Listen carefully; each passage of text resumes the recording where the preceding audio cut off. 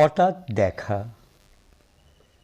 রেলগাড়ির কামরায় হঠাৎ দেখা, ভাবিনি সম্ভব হবে কোনো দিন।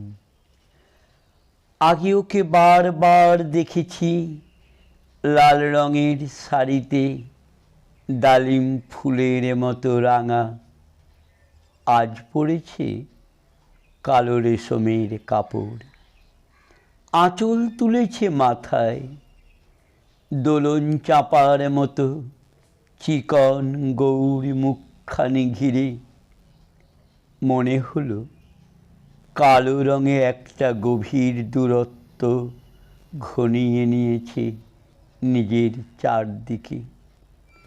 যে দূরত্ব সর্ষে ক্ষেতের শেষ সীমানায় শালবনের নীলাঞ্জনে। থমকে গেল আমার সমস্ত মনটা। চেনা লোককে দেখলেম অচেনার গাম্ভীর্যে। হঠাৎ খবরের কাগজ ফেলে দিয়ে আমাকে করলে নমস্কার।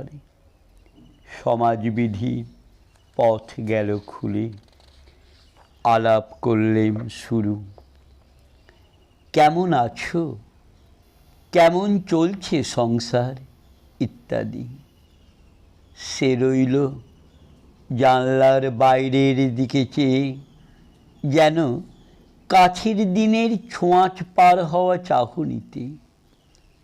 দিলে অত্যন্ত ছোট দুটো একটা জবাব, কোনোটা বা দিলেই না।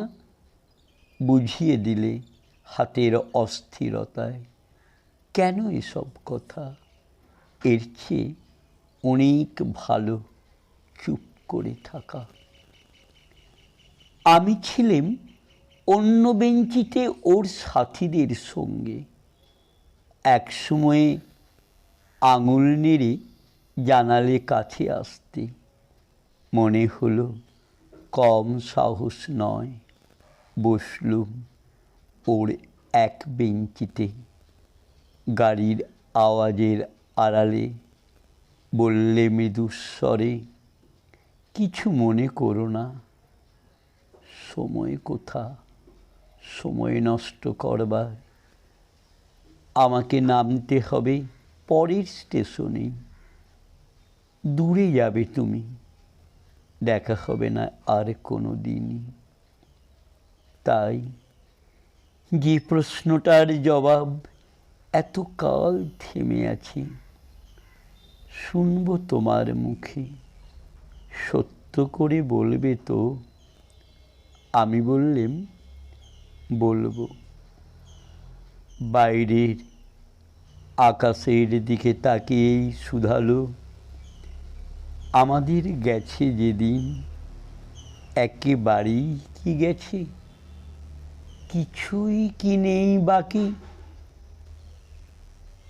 একটুকু রইলেম চুপ করে।